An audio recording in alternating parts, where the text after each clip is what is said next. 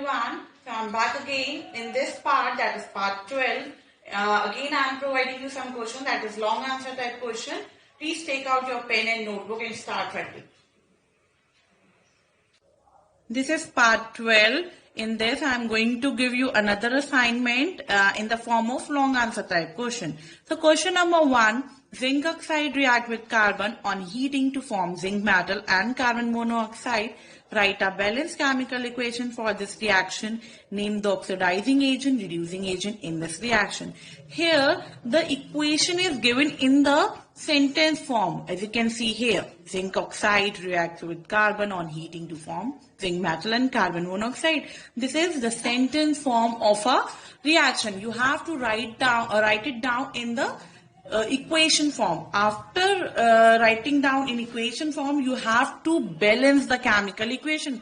Here it is given, write a balanced chemical equation. Then you have to balance that equation.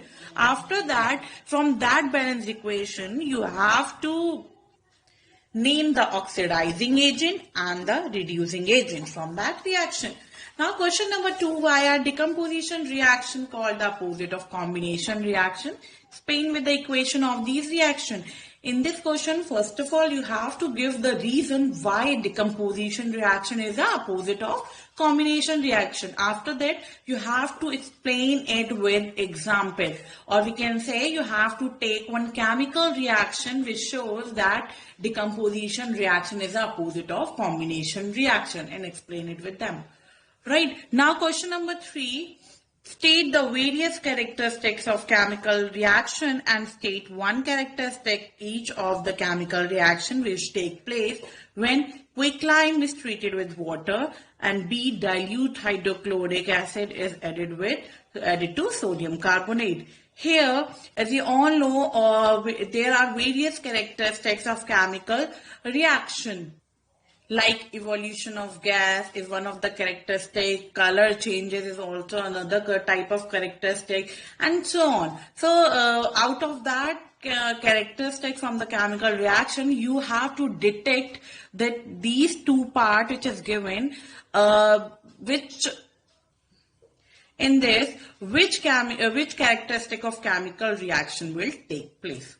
Now question number 4. Explain the term rancidity and explain the various methods for preventing or retarding the rancidity of food. Here you have to simply give the definition of rancidity. What is rancidity? Then you have to give the method how you will prevent or retard the rancidity of food. Now question number 5. What is a balanced chemical equation? Why should a chemical equation be balanced?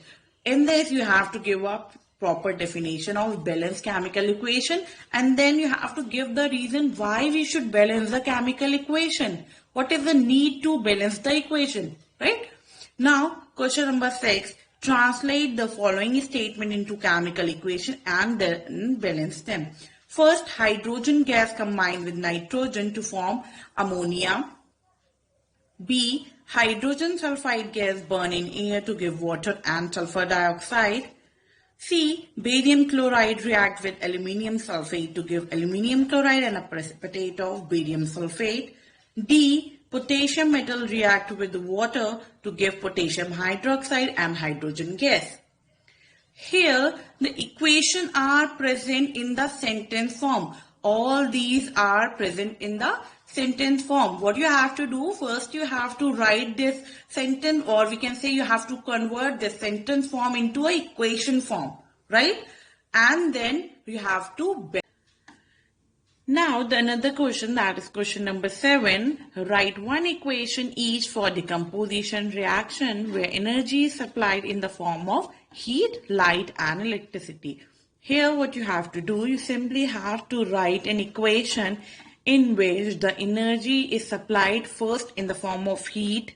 You have to write another equation in which the energy is supplied in the form of light, and the last one you have to write the equation in which energy is supplied in the form of electricity. But the equation should be the decomposition reaction only, right? That is question number 8.